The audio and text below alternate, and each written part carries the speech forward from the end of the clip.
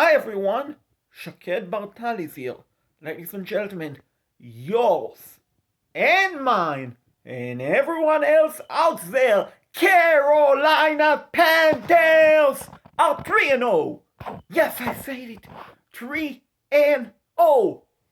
Following a dominating, impressive win on Thursday Night Football against the Houston Texans by the score of 24-9. Panthers 3-0. Now, the good news, Panthers are 3-0. Another good news, Sam Darnold played outstanding and finished the game with over 300 passing yard completion, 0 interception, 0 turnovers, 1 throwing touchdown, 1 and actually 2 rushing touchdowns. The first touchdown he rushed 4 in the first half and the first drive for the Panthers in the fourth quarter, a 1-yard quarterback sneak. So Sam Darnold, 3 touchdowns, including the end-off slash shovel pass to Tommy the Tire Timble for his first career touchdown for Timble. So Darnold, 3 touchdowns. To rushing 1 slash passing slash end off the Timble. 0 interception, 2 fumbles that he recovered as a result of pressure by the Texans. Over 300 passing yard for Darnold. I believe he finished the game with right around 3 or 4 passing yard. So overall, a pretty good game for Sam Darnold. Completion rate was pretty good. Yeah, the high missed throw to DJ Moore, which probably would have resulted in a Panthers touchdown in the fourth quarter. But overall, Darnold played outstanding, ladies and gentlemen. The defense for the Carolina Panthers, yes, they gave up 9 points, including a touchdown very late in the first half. But outside of that, they played pretty well once again, causing a lot of pressure on Texans rookie quarterback David Mills, who's probably going to have a nightmare as a result of the scary Carolina Panthers defense, who got into Mills' face throughout the game and didn't let him go. Yeah, they gave up a touchdown, but overall they played pretty well. Now, the concerning part for the Carolina Panthers is the injuries. Carolina Panthers, as of recording of this video, midnight, Friday, September 24th. The game just ended like 35 minutes ago. And according to Carolina Panthers head coach Matt Rhule, start running back Christian McCaffrey is dealing with a hamstring strain injury. He left the game in the second quarter, so McCaffrey will have an MRI tomorrow to determine the severity of his hamstring injury. Also, unfortunately, Matt Rhule confirmed that rookie cornerback J.C. Horn suffered a broken foot in the game. DJ Moore, the wide receiver for the Panthers, who had a great, outstanding game, had to leave the game for, I believe, 2 plays, if I'm not mistaken, in the fourth quarter, but he didn't return for the final drive.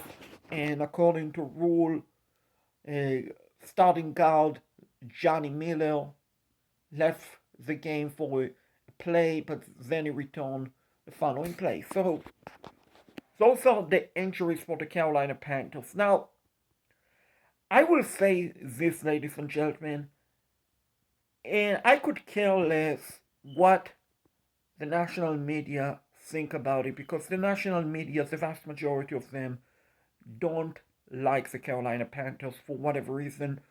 They don't give respect to the Carolina Panthers. I'm not going to sit here and apologize for the Carolina Panthers being 3-0, for beating bad teams. Supposedly bad teams, because the Saints in The week prior to that, against the Panthers, they put up a lot of points against the Green Bay Packers, 34 points.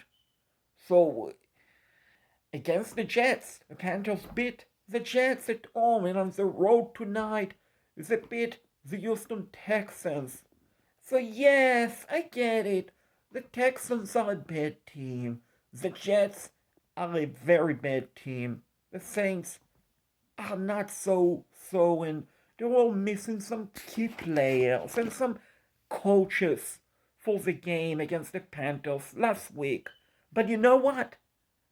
I'm pretty sure, ladies and gentlemen, that the Carolina Panthers lost to the Jets, lost to the Saints, lost to the Texans.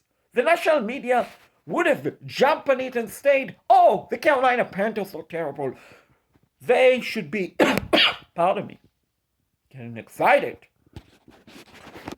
They should be ranked in the bottom half of the ranking. They are fluke. They don't deserve to be ranked high in the top 15. They should be ranked 31, 32, worst team in the NFL. They lost to the Jets. They lost to the Saints. They lost to the Texans. So the Carolina Panthers should be ranked very low in the ranking. My friend, the Carolina Panthers are not a fluke. Like it or not, the Carolina Panthers are for real. This team is for real. Now, I'm not to the point, should mention that I'm ready to declare the Carolina Panthers will win the Super Bowl or will make it to the Super Bowl. After all, just week 3. Still plenty of more games to be played. Carolina Panthers still have 14 more games to play. However, I do feel comfortable to say that the Carolina Panthers are legit, that they have a pretty good chance of making it to the playoff out of the NFC. Again, Tampa Bay is very good, so it's going to be difficult, and so are the Saints. It's going to be difficult for the Panthers to win the NFC South, but this team for the Carolina Panthers, this 2021 team, as a diehard fan of the Carolina Panthers, watching this team through first 3 weeks of the season, something feel very special about them. And I cannot yet pinpoint, will they win 12, will they win 13, 14 games. But what I can pinpoint is that this team has the formula to be a scary, dangerous team that, if they can stay healthy, they are going to win more games than they will lose in this regular season, and they could very well challenge Tampa Bay and New Orleans for the NFC South crown.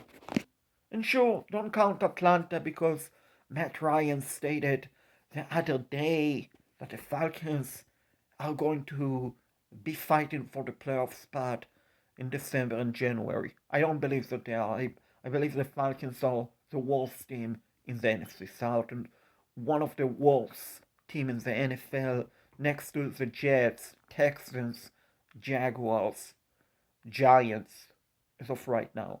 But the Carolina Panthers should not be overlooked. I get it. They beat teams that they should have beat. But you know what? As a Panthers fan, screw you, national media. Absolutely screw you, national media. And here's why. Number one, you don't respect us. We are used to it. Number two, I can guarantee you, ladies and gentlemen, that in previous years, the Carolina Panthers, a game like tonight, they would have lost it. So for the Carolina Panthers, despite the injuries to McCaffrey, to Owen, to Moore, to Miller, to come on top and win 24-9, and the game wasn't as close as the score indicated. Carolina Panthers could have probably put up 41, 42 points on the board had it not been for the officiated, which, ladies and gentlemen, the NFL should absolutely fire. And I don't say it lightly because I understand we are talking about people's job here. But the NFL should seriously discipline and fire the official crews who work and officiated the game tonight between the Houston Texans and the Carolina Panthers. Because, ladies and gentlemen, they were horrendous and horrible from the get-go. First play, throw down, Sam Darnold throw to wide receiver DJ Moore, who is clearly interfering on the pass. Clearly interfering on the play. No flag. No pass interference. Nothing. Absolutely nothing. Carolina Panthers, second drive, after they scored the touchdown to go on top 7-0. The official call for a false start against the Carolina Panthers, where clearly on the television, watching the game, everyone could see that the Houston Texans actually were the one who jumped offside, not the Carolina Panthers false start. So they called a 5-yard penalty. And the 4th-and-1 play that the Carolina Panthers ran it, which Choo, aka Chuba Hubbard, running back carry. He had to pick up a 1 yard where they spot the ball originally. And they put it originally, and you could see it on TV. It was a first down Carolina Panthers, but yet, somehow, after they spot the ball for Panthers first down, they moved the ball half a yard backward. So somehow Hubbard was short of the first down. On plays where the Carolina Panthers were called for roughing the passer against Davian Nixon's on the Texan first drive. Again, really bad play, really bad job by the officiating crew. On a play in the third quarter, when the Texans picked up a first down, the official called defensive pass interference against Dante Action Jackson. Supposedly, the official indicated that Jackson interfered with Brandon Cooks, the Texans wide receiver. The only problem is, A, the pass was uncatchable. B, Cook went out of bounds. So how can it be a defensive pass interference? So again, I don't say it lightly, but I sure hope, ladies and gentlemen, that the NFL seriously look at this game honestly, with open eyes, and disciplines the officials work the game tonight, and if need to, terminate their contract.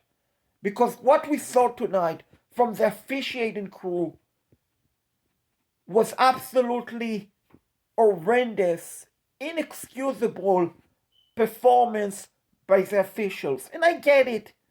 You want a great game. You want a tight game. NFL, you want a tight game. I mean, a closer game is better for the TV rating, pardon me. So I get it. You want a tight game. But at the same time, you have to call the game a fair, officiated game.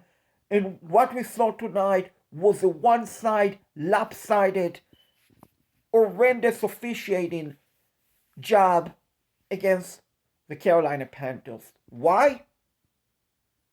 I have no idea. But it is what it is. The officiated definitely tonight cost the Carolina Panthers points. No question about it. But yet, the Panthers won. So, national media, we are 3-0. There's nothing you can do about it.